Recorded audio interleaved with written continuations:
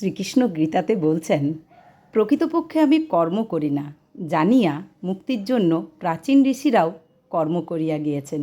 তাই পূর্বেকার মহাত্মাদের মতো তুমিও কর্ম করিয়া যাও। কর্ম করাই বা কি, কর্ম না করাই বা কি, তাহা মহাত্মারাও বুঝিতে পারে না। কর্ম কি তাহা বলিতেছি, যাহা জানিলে তুমি অকল্যাণ হইতে মুক্ত হইবে। শুভ সকাল। চলে এলাম আজকে 8ই জুলাই। আজকে হচ্ছে বুধবার। মহামায়ার মন্দির এই জাস্ট বন্ধ হলো। তা চলুন, আবার সন্ধেবেলা 7টায় খুলছে মায়ের মন্দির। মা এখন বিশ্রাম নিচ্ছেন। আশা করি আমার সব বন্ধুরা ভালো আছেন। অবশ্যই ভালো থাকুন, সুস্থ থাকুন, আনন্দে থাকুন। সবাই আমরা মায়ের কৃপা পেতে আমাদের মন ছটফট করে, তাই না? তাই মায়ের কৃপা পাওয়ার জন্যই কিন্তু এইগুলি সবই আমাদের করতে হয়।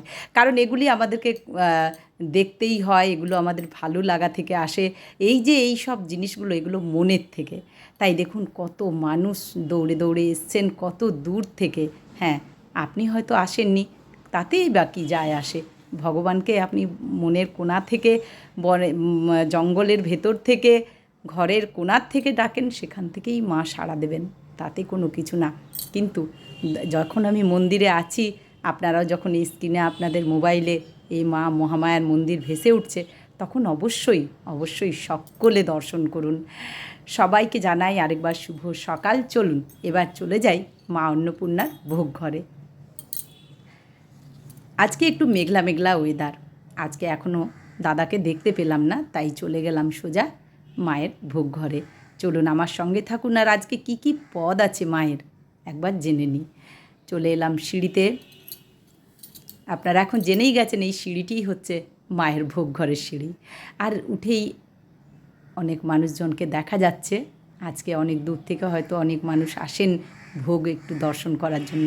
কত বড় পুণ্যের কাজ, আর কত বড় আমাদের প্রাপ্তি যে প্রতিদিন আমরা ভোগ দর্শন করতে পারি। আর সিঁড়ি থেকে উঠেই ঠাকুর রামকৃষ্ণদেবের ভোগটি আমাদের চোখে পড়ে। তাই আপনাদেরকে সবার আগে ঠাকুরের ভোগটা দিয়েই শুরু করি। তাই ঠাকুরের ভোগ আগে আপনাদের সামনে তুলে ধরছি। আজকে 8ই জুলাই, আজকে হচ্ছে বুধবার। আমিও চলে এসেছি আদ্যাপীঠ, দক্ষিণেশ্বর আদ্যাপীঠ মন্দিরের ভোগ ঘরে। তাই দেখুন এখানে ঠাকুরের দিয়ে শুরু করি। প্রথমে ঠাকুরের মায়ের স্বামীজির চরণের শতকোটি প্রণাম। ঠাকুরের আসন, জল, ভাজাটি কিন্তু মানে নুন লেবু ভাজার মধ্যেই আছে। আর ঠাকুরের অন্নভোগ, ঠাকুরের অন্নভোগ 12.5 চালের, সেদ্ধ চালের অন্নভোগ। খুব ভালো করে দর্শন করুন, চোখ মন প্রাণ সব জুড়িয়ে যাবে। আমরা এই অপেক্ষায় আছি কখন যেন ভোগটা দর্শন করব, তাই না? তাই দেখুন এখানে পদে আছে আজকে 5 রকমের ভাজা। উচ্ছে ভাজা, আলু ভাজা, পটল ভাজা, কাঁচকলা ভাজা আর কাঁকরোল ভাজা। আজকে আছে 5 রকমের ভাজা। বিউলির ডাল আছে, 5 মিশালি সবজি। কালকে সবাই বলেছেন কাটুয়া ডাঁটা দিয়ে সবজি খুব ভালো লাগে 5 মিশালি। আচ্ছা, এখানে আছে আলু পটলের ডালনা, আলু পোস্ত, আমের চাটনি, পুষ্পান্ন। দেবযানীদি বলেছেন কাটুয়া ডাঁটা ছোটোটা, বড়টা শিরীষার ডাঁটা। মানে আজকে আবার দেবযানীদি আর একটু ভালো করে আমাকে বলে দিও। চলে এলাম মা অন্নপূর্ণার ভোগের কাছে। তার আগে জগৎজননী আদ্যাশক্তি মহামায়ার চরণের শতকোটি প্রণাম। এখানেও আসন দেওয়া আছে মায়ের। জল, নুন, লেবু কিন্তু প্লেটের মধ্যে আছে। ঠাকুরের নুন লেবু কিন্তু ভাজার মধ্যে ছিল।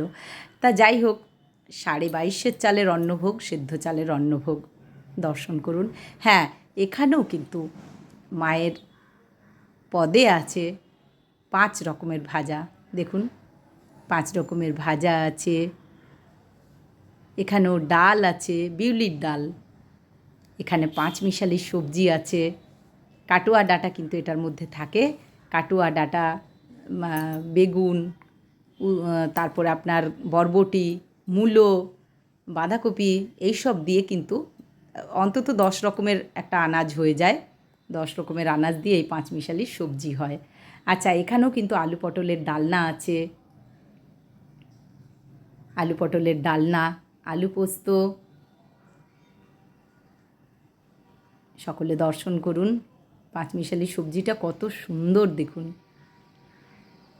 এখানেও আলু পটলের ডালনা, আলু পোস্ত, আমের চাটনি, পুষ্পান্ন। সবাই খুব ভালো করে দর্শন করুন আর সবাই অনেক অনেক শেয়ার করে দিন। আপনার দ্বারা আরও 5 জন দেখবে, মায়ের সেবা হবে। আপনারা অবশ্যই কিন্তু একটু প্রচুর প্রচুর প্রচুর প্রচুর পরিমাণে শেয়ার করে দিন। আমি এইটুকু আপনাদেরকে বলছি, আমাকে টাকা পয়সা কিচ্ছু দিতে হবে না, কিন্তু আপনারা এইটুকু সাহায্য আমার করুন, আপনারা আমার পাশে থাকুন। আলু পটলের ডালনাটি কত সুন্দর দেখুন, রান্নাগুলো এখানের কোয়ালিটি খুব সুন্দর। এখানে আছে আলু পোস্ত, আমের চাটনি, পুষ্পান্ন। আমের চাটনিটি কিন্তু চিনি দেওয়া। তাই প্রত্যেক দিন এভাবেই ভোগ দর্শন করুন। এখান আর ওখান বলে কিছু মানে ভাবার দরকার নেই। মোবাইলেও যা দেখছেন এখানে এসেও তাই দেখবেন, আর আপনার ফিলিংসটা একই হবে যেখানেই হোক। আপনি আপ্লুত এই ভোগ দেখে, এটা বুঝতে পারি। অনেক অনেক মানুষজন দেখছেন, কমেন্ট করছেন, খুব ভালো লাগছে। আপনাদেরকে অনেক অনেক ভালোবাসা। আপনাদের জন্যই কিন্তু আমি উৎসাহ পাচ্ছি। আর অবশ্যই আমার এই উৎসাহটা আপনারা আরও বাড়িয়ে দেবেন। প্রচুর প্রচুর শেয়ার করে, নতুন বন্ধু হয়ে সাবস্ক্রাইব করে পাশে থাকবেন। চলে এলাম রাধা মাধবের ভোগের কাছে। রাধা মাধবের চরণে শত শত কোটি প্রণাম। হ্যাঁ, এখানেও কিন্তু রাধা মাধবের আসন আছে, জল, নুন, লেবু আছে। রাধা মাধবের ভোগটি দেখুন 32.5 চালের, 32.5 চালের গোবিন্দভোগ চালের ভোগ। হ্যাঁ, এখানেও একই মেনু আছে। এখানেও 5 রকম ভাজা, বিউলির ডাল, 5 মিশালি সবজি, আলু পটলের ডালনা, তারপরে চাটনি, পুষ্পান্ন। এখানে রাধা মাধব আদ্যাশক্তির ঠাকুর আছেন। বেশ ভালো করে দর্শন করুন সকলে। আপনাদের যদি ইচ্ছে হয় ঠাকুরকে রাধা মাধবের ভোগ বা আদ্যাশক্তির ভোগ বা ঠাকুরের ভোগ, আপনারা অফিসে যোগাযোগ করে অবশ্যই দিতে পারেন। নরনারায়ণ সেবাও করাতে পারেন। চলে এলাম সেই সুন্দর, দেখুন ধোঁয়া উঠছে, কী সুন্দর হোমকুণ্ড। কারণ আগে ভোগ নিবেদন করার আগে হোমযজ্ঞ করা হয়। এটি সম্পূর্ণ করেন মুখার্জি বাবা সকাল 8টা থেকে 9টার মধ্যে এই হোমযজ্ঞ করেন।